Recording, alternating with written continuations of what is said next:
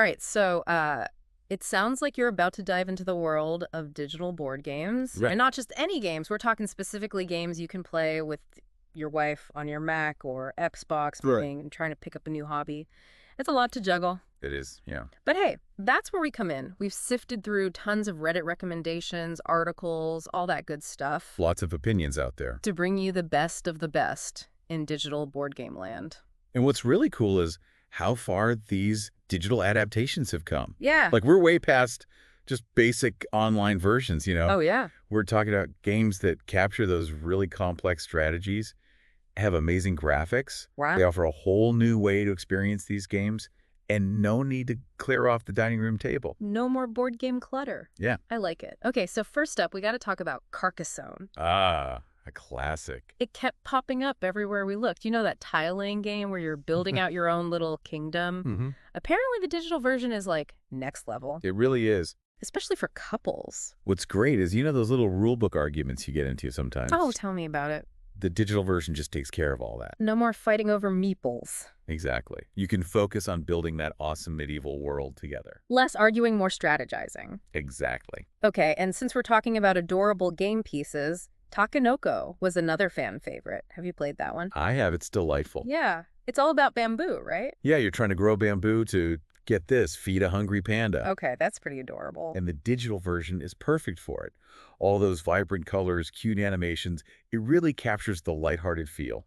So we've covered some, shall we say, more zen options. Right. What if you're in the mood for something a bit more intense? A little more high stakes? Yeah, like something with giant sandworms, maybe some political maneuvering. You're speaking my language. You have to try Dune Imperium. Dune Imperium. Okay, I've heard of this one. Now, this one's a step up in terms of, you got to use your brain a bit more. Got it. So not just a quick game before bed. It can be, if you're up for it, but it's got deck building, worker placement, Okay. all that good stuff. But if you're a fan of Dune, the digital version is incredible. It really pulls you in, and it even simplifies some of the rules. Nice. Yeah. So you don't need to spend hours with the rule book. Exactly. Now, on a totally different note, Okay. we have Sushi Go. Oh, I love that one. Right. It's all about speed, strategy, Yeah. and grabbing the best sushi as it goes by. You got to be quick. Like a real sushi restaurant, but digital. It's so much fun, and the digital version captures that energy perfectly. Fast-paced, easy to learn, but surprisingly hard to master. I can imagine. All right. And of course, we Okay, can't no. forget about the classics. We saw a lot of love for Uno and Codenames. Classics for a reason. Codenames especially. I feel like online Codenames could be dangerous, Oh, definitely. especially if you're playing with the really competitive types. It makes you think, though, how that online format changes things. Right. Because communication is so key in code names, right? I'm Right. curious how well that translates to, whatever platform you're using. Yeah, a laggy connection could really mess up your spy mission. Exactly. Okay, get ready for this next one. Okay. This one blew my mind. Apparently, there are people out there who swear by the digital version of Through the Ages. Through the Ages. Wow. Yeah. This is a game that's, well, known for being a little complex, to say the least. It's a brain burner for sure. Oh. Lots of moving parts. And these people are saying they'd never go back to the physical version. That's how good the digital adaptation is. It makes sense. Through the Ages is Yeah. a game that can take hours to play, right? And there's so many little rules, so many components to keep track of.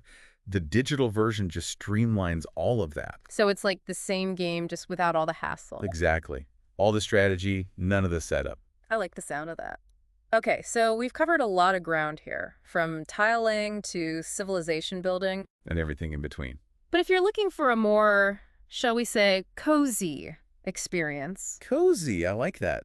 Tell me more. let's talk about Patchwork. Okay. It's like the digital version of curling up with a warm blanket and a cup of tea on a rainy day. I can see it. Right. Yeah. Just you, your opponent, and this super chill game about sewing quilts. And the digital versions, they really capture that cozy vibe. Oh, yeah. Yeah. Lots of satisfying clicks and animations as you piece everything together. So Patchwork, that's going on the list for sure. Now, Gloomhaven, have you heard of this one? Gloomhaven. Oh, yeah. It's one of those games that exists in both the physical and digital worlds, They and both have their fans, for sure. right, and both, from what I've heard, are pretty epic. They are. They are. What's interesting to me, though, is how the digital version solves that whole storage space problem. Oh, tell me about it. Right, because the physical version of Gloomhaven, it's like notoriously large. Notoriously. So many components, so many pieces. You need a whole table just to set it up. Exactly. But digitally, it's all right there on your Mac or Xbox. Just fire it up and you're good to go. No more tripping over cardboard tile. Exactly. Okay. And I've heard the digital version actually streamlines some of the rules. Really? Yeah, which is great for new players. That makes sense, because I've heard it can be a lot to take in that first time through. It can be, yeah. But that's actually something we're seeing a lot of in digital adaptations, I think. That streamlining, that accessibility. Yeah. It's like having a built-in game master, right? Right. Keeping everything in check, making sure you don't miss a rule. It's like having a personal assistant for your game night. Exactly. Okay, so speaking of digital platforms, we came across one that I think you're going to love. Oh, yeah? It's called Board Game Arena. Okay. And it's basically like a giant online library of board games. No way. Everything from Uno to Through the Ages. That's incredible. So even if your wife's not into the super complex stuff, you've got options. Exactly. Something for everyone. I like it.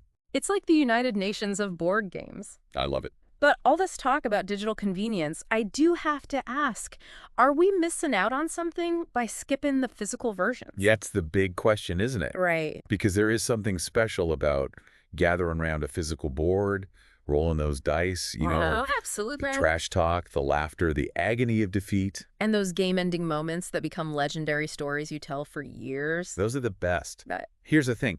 Digital board games, they're not trying to replace those experiences. Okay. They're offering something different. Got it. It's about convenience, accessibility, Right. and often a faster pace of play. It's like having your cake and eating it too, right? Exactly. You get the best of both worlds.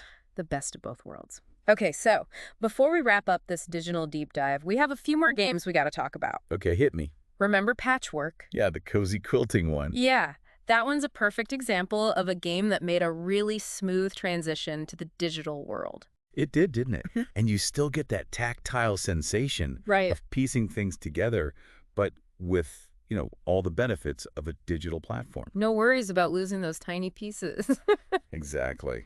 Okay, now, on the complete opposite end of the spectrum, Okay. for those nights when you want something epic, something visually stunning, Tell me more. we got to talk about Scythe. Scythe. Oh, yeah. I can see this one working so well digitally. It's like giant robots, alternate history, 1920s Europe, It's a visual feast, for sure. and apparently the digital version is amazing. It really is.